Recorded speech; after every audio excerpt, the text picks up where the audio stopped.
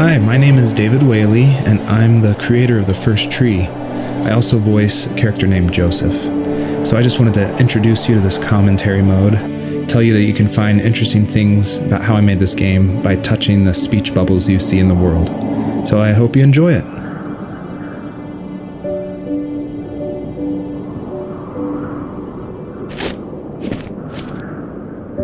Are you awake? I thought I heard you get up. Yeah, I'm awake. Sorry, I just can't sleep. Are you thinking about him? Yeah, a bit. You should get back to sleep, my love. I'm fine. No, it's okay.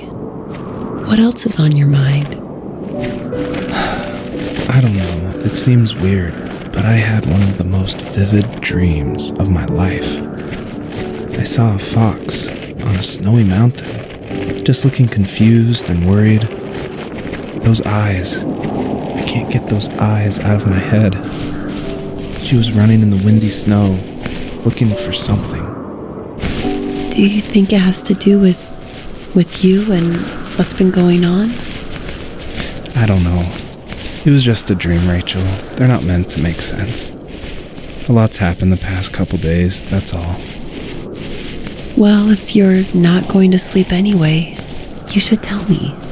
I want to hear. All right.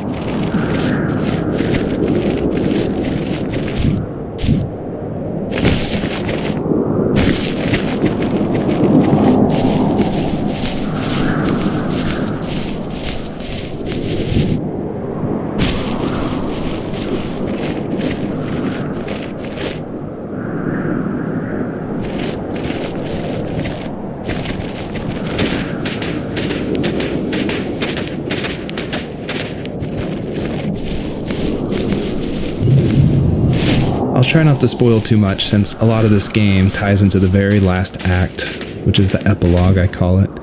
But you'll notice there's lots of items around, and that's kind of what the first tree is about, is like exploring this land and trying to figure out why they're there, what they were used for, and it's kind of explained that this is a dream for Joseph, but it's something different, and it's not supposed to be like your average dream. It's supposed to be something a little deeper. So pay attention to all the items that are around and try to figure out how they tie into the story.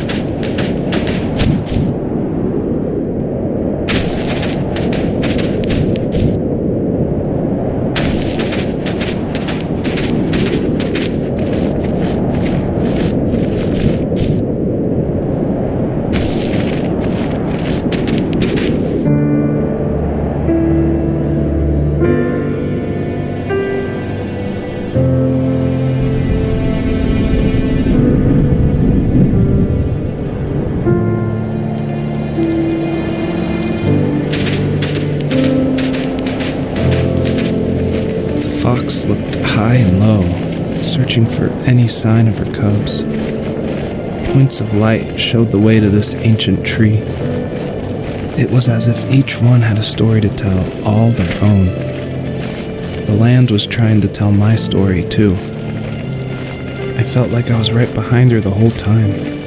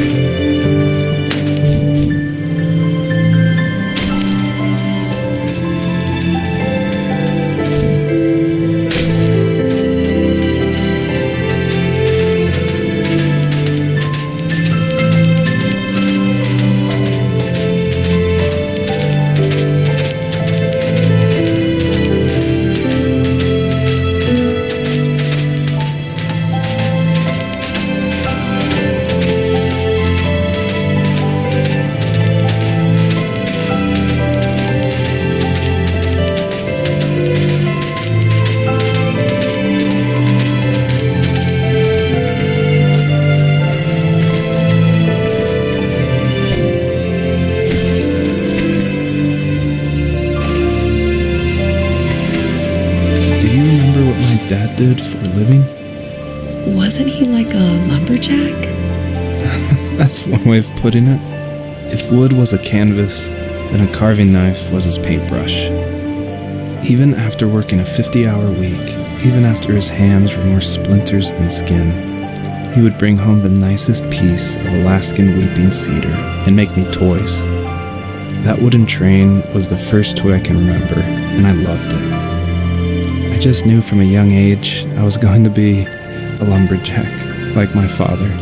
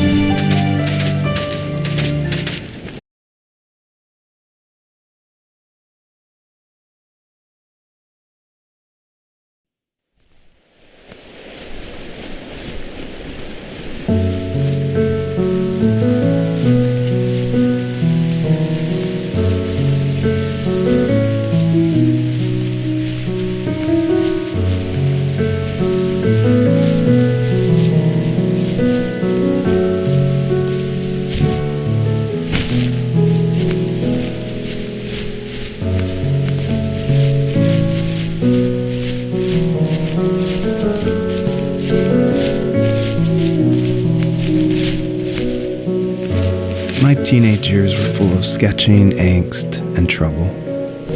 I wasn't popular or unpopular. Maybe just forgettable.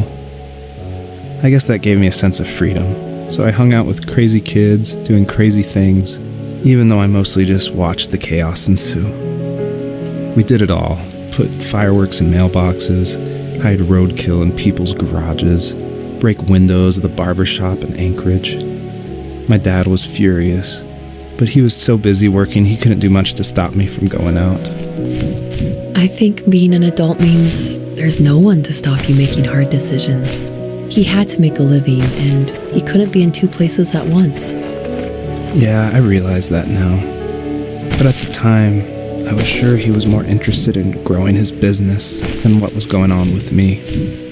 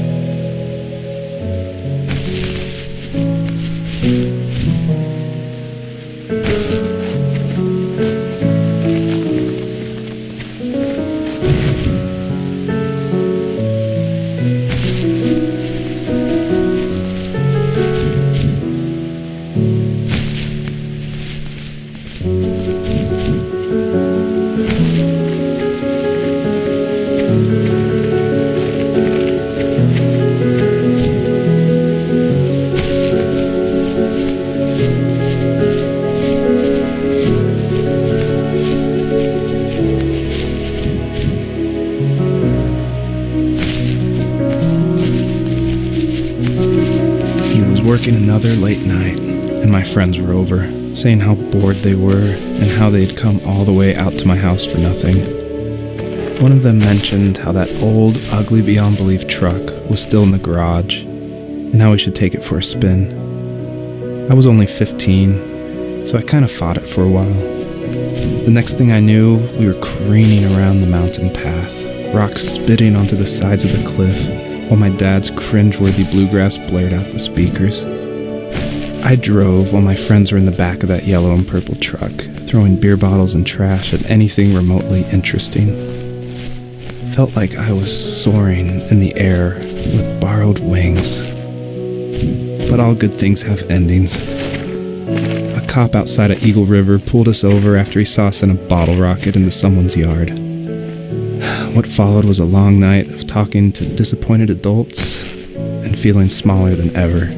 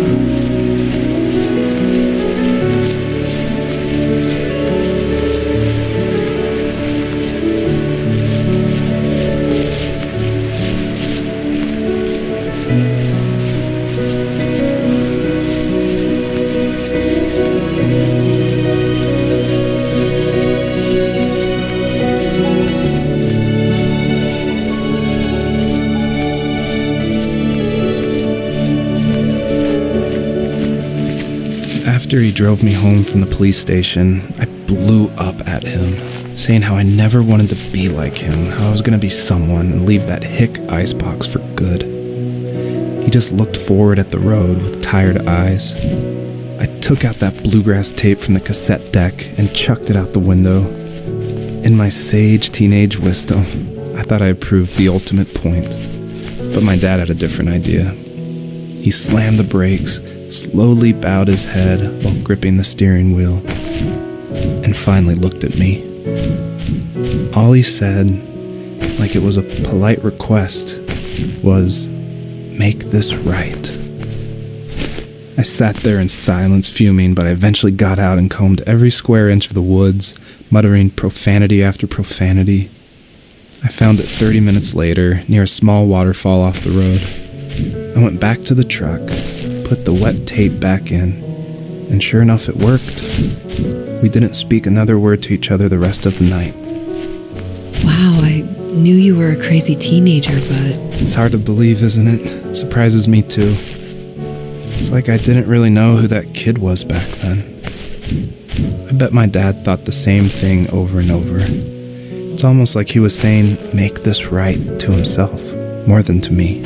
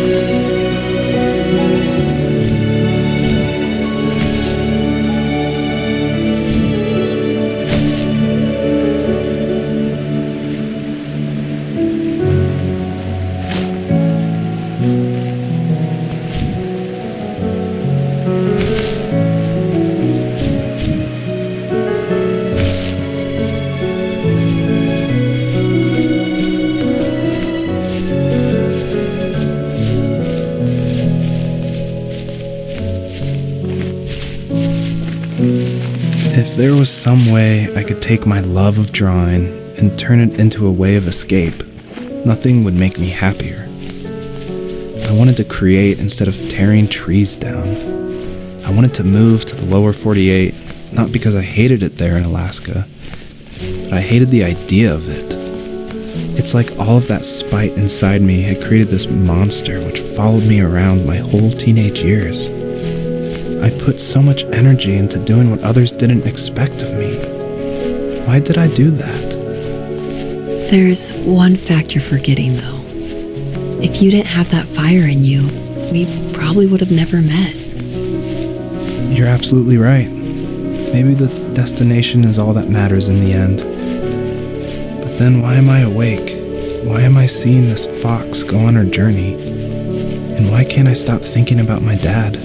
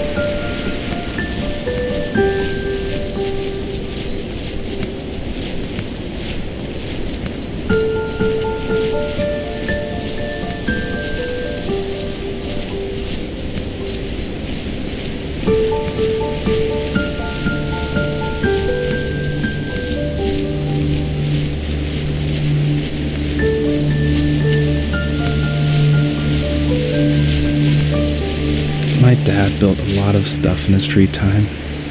If he wasn't watching fly fishing or reading Tom Clancy novels, he was carving something. He made tons of birdhouses. Not that he was into bird watching, but I think he really missed working and adding on to the home. If he couldn't afford the time to build onto our own house, he would have to settle with watching birds move into their little homes. We kept an old mattress in the bed of that ugly yellow truck, so we would drive it deep into the woods and then watch the birds fly into their houses while the sun set. Usually it was accompanied by venison jerky or a cold Coke, but not a lot of talking, which is how we both liked it.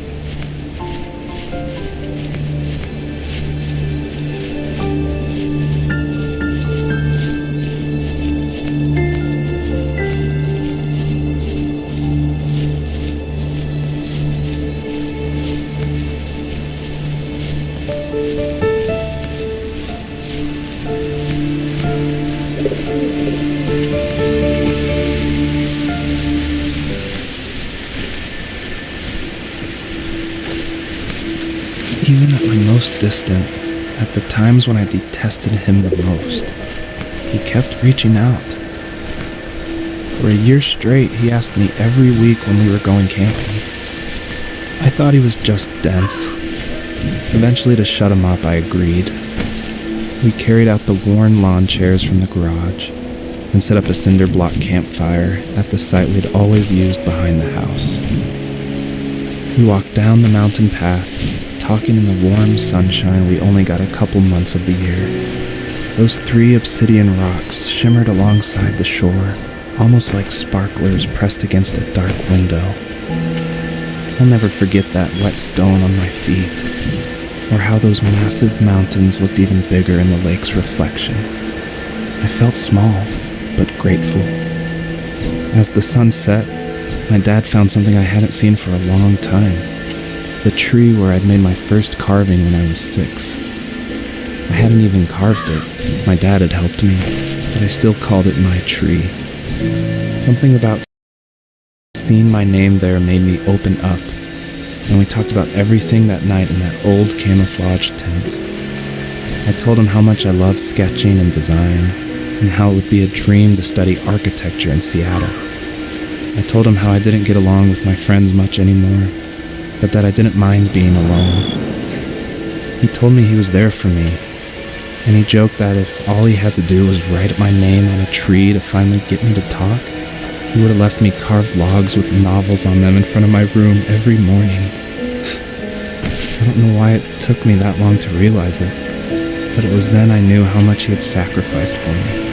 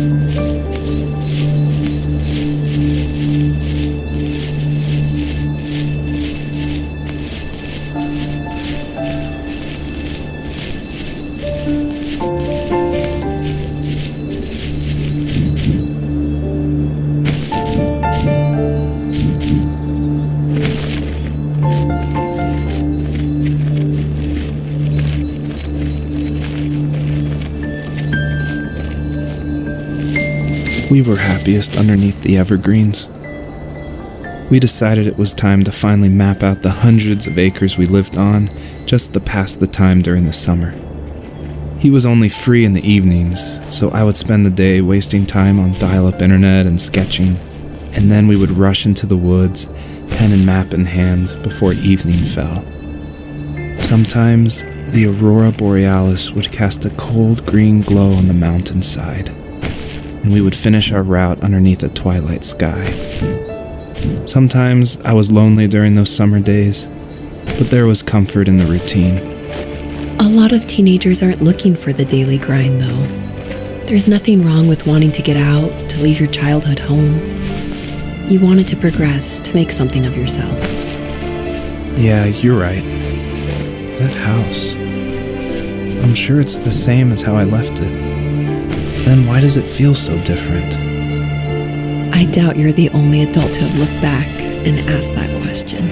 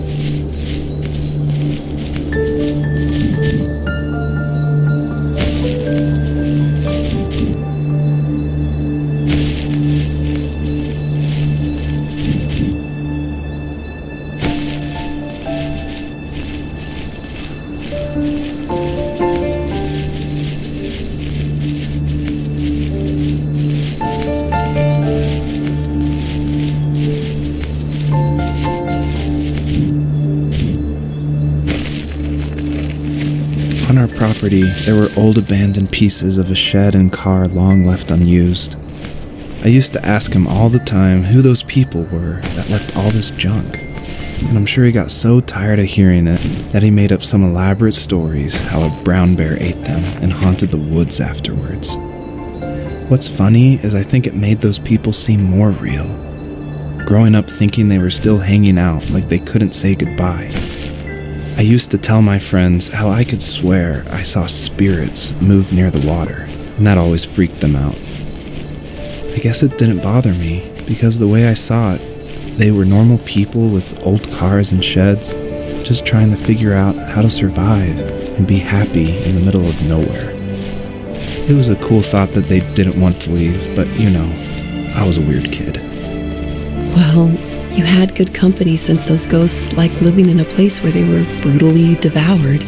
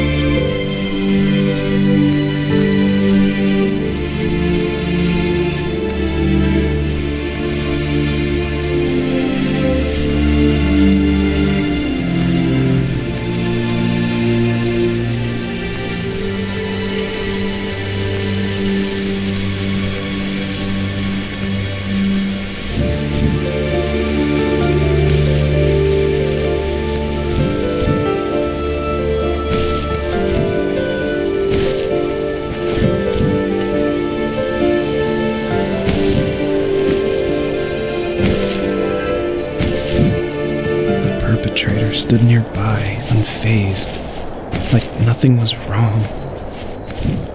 My dad is dead, and he's never coming back, Rachel. I can tell you these stories, but I can never reminisce with him again. He can never hold a grandchild that we'll probably never be able to have. I can never talk to him again, and I'll never be able to say I'm sorry for everything.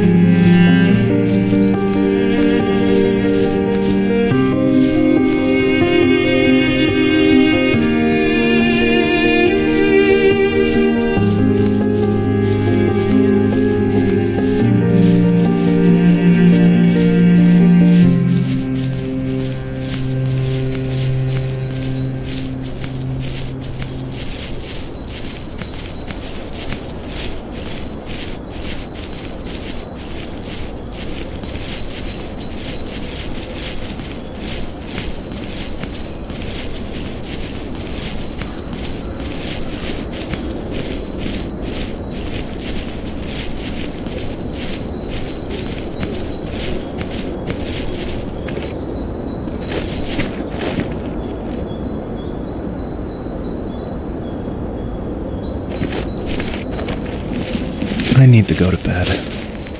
I just can't talk about this anymore. Good night.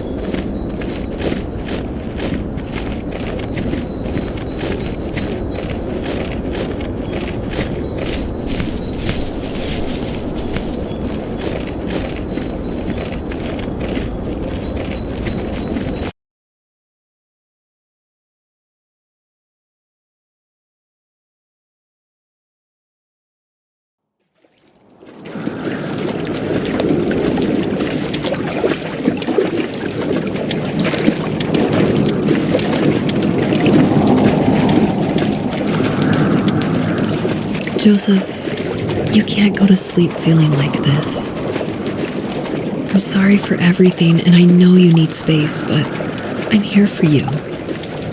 You don't need to feel so lost. Joseph, have I ever told you what my mother was like?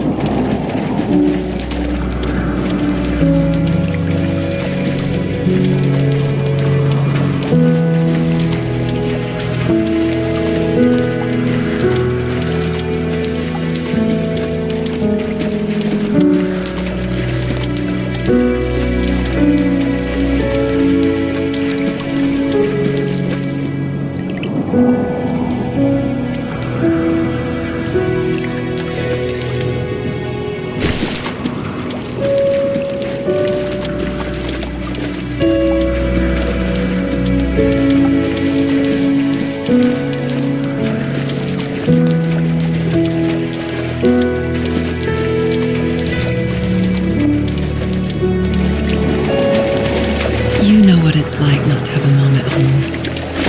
And you know how hard that made my childhood.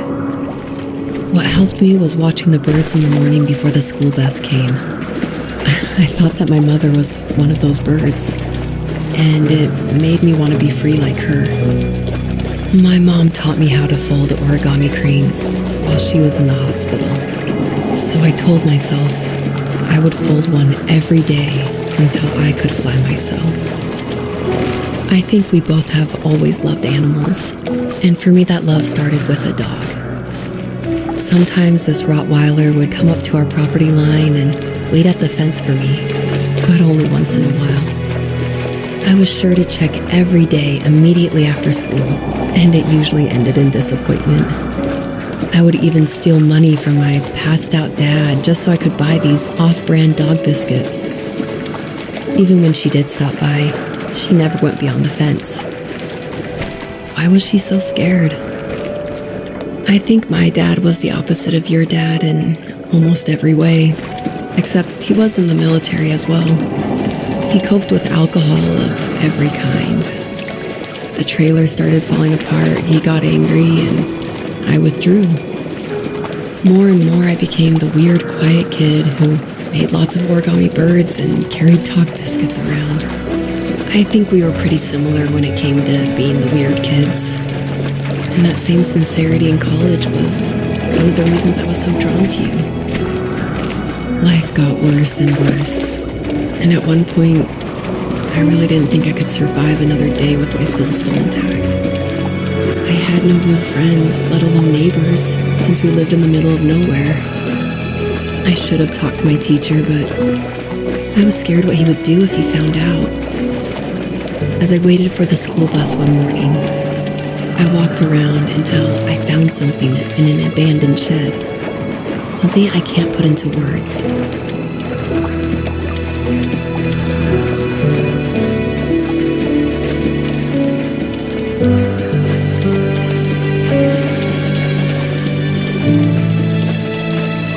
I summoned courage I didn't know I had, and I broke into my dad's room and found the key to the shed where he had locked my bike. I'll never forget that feeling, the wind rushing by my ears as the sun rose over fields of wheat. I was flying for the first time. I biked as far as my legs could take me until I found a house that felt friendly, and that felt like home. Those strangers helped me in so many ways. And if it wasn't for them, I wouldn't have found my foster family. And if it wasn't for my parents, I wouldn't have met you. You have strength, Joseph, and you're not as alone as you think. It's all just so pointless, just waiting for life to happen. It's like having the home I always wanted is cursed out of my reach. The thought of being a parent myself, how could I do that when I couldn't even be a good son? I'm sorry, I know what you're saying. I just don't know how things will work out. These quiet hours will turn into years. We'll wonder which roads passed us by. Then we'll forge a new road together. Besides, I discovered for myself that one fateful morning where any hopeful road leads to. There may be thorns and mist, but it always leads to the same thing. And what's that? Family. I'm so glad that you're part of my family, Rachel. And I'm glad you're part of mine.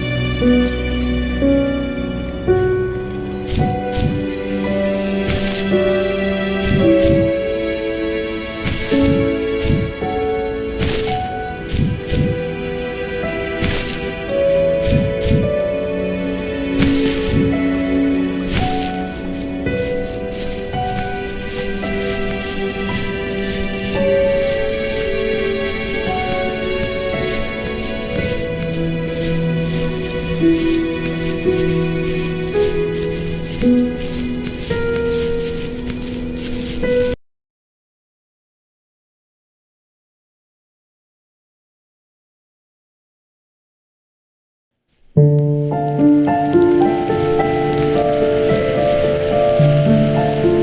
fox knew her last cub would be waiting for her at the first tree.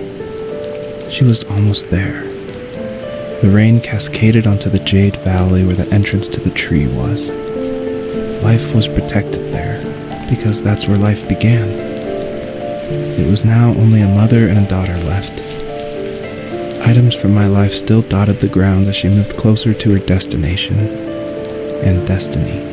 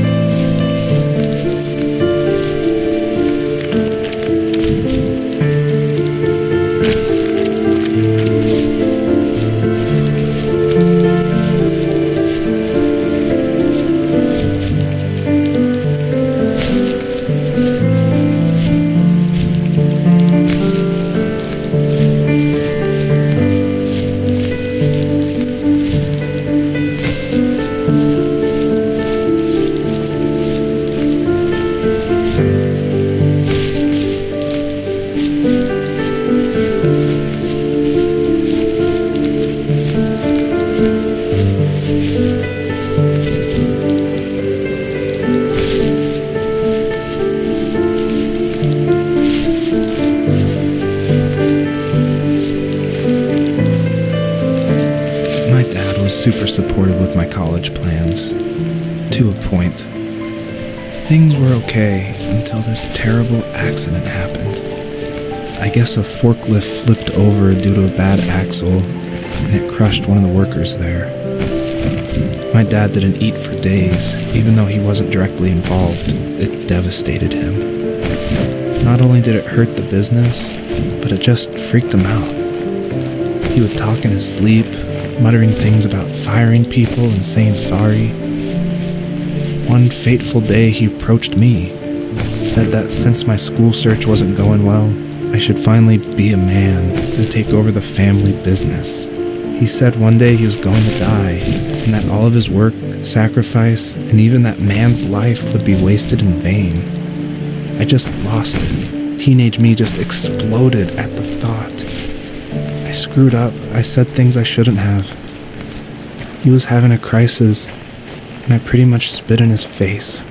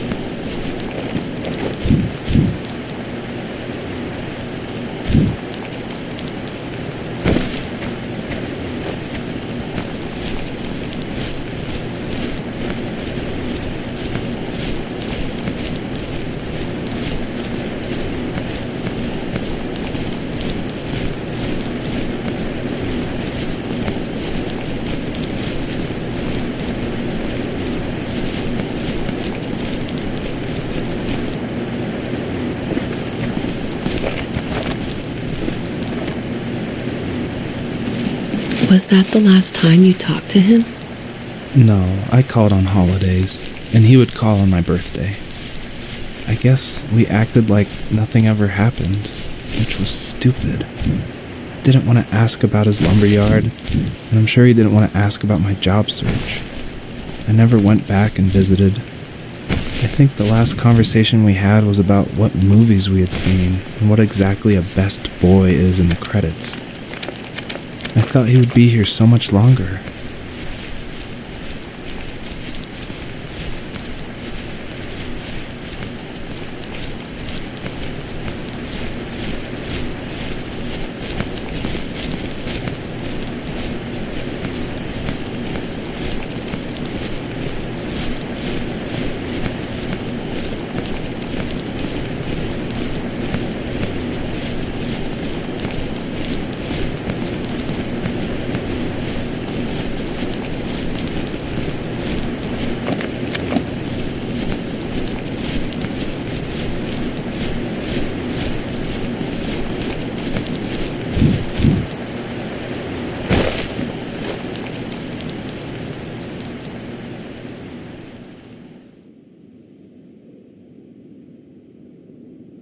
In the distance, the first tree illuminated the wasteland. She couldn't go home anymore. She did the only thing she was capable of: moving forward. My dad died alone in the middle of the wilderness. I should have been talking to him more. I should have done a lot of things differently. If the first tree on earth brought life with it, if it taught the birds to sing and fly and showed saplings how to grow, what could it do for us?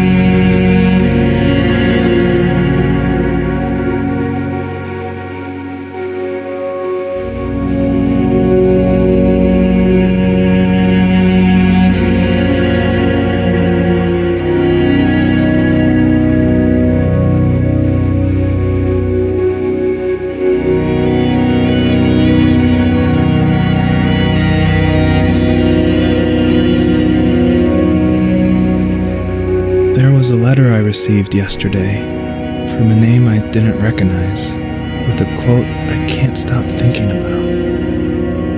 Death is not the opposite of life, but a part of it. More and more, I'm realizing one important truth.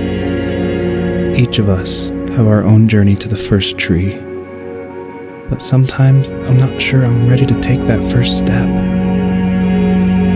You already have my love.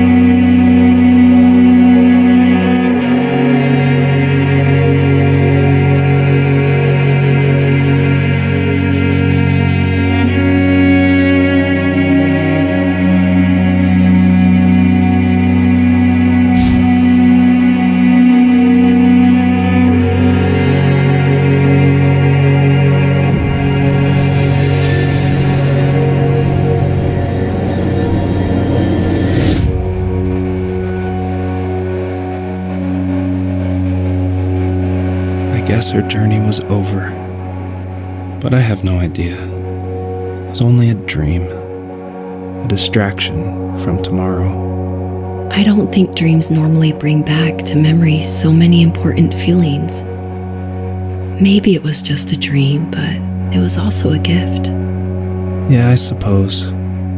But tomorrow we're getting on a plane to the last place on Earth I want to be. The only person that would have made the trip worth it is gone. You're going to see him and be with him one last time before you say goodbye. I have one last quote for you by Emerson, sealed in an imaginary letter from me to you. It is the secret of the world that all things subsist and do not die, but only retire a little from sight and afterward return again. Go to sleep, my love. We have a big day tomorrow, but I'll be there with you every step of the way. Thank you. Thanks for listening. Good night, Rachel. Good night, Joseph.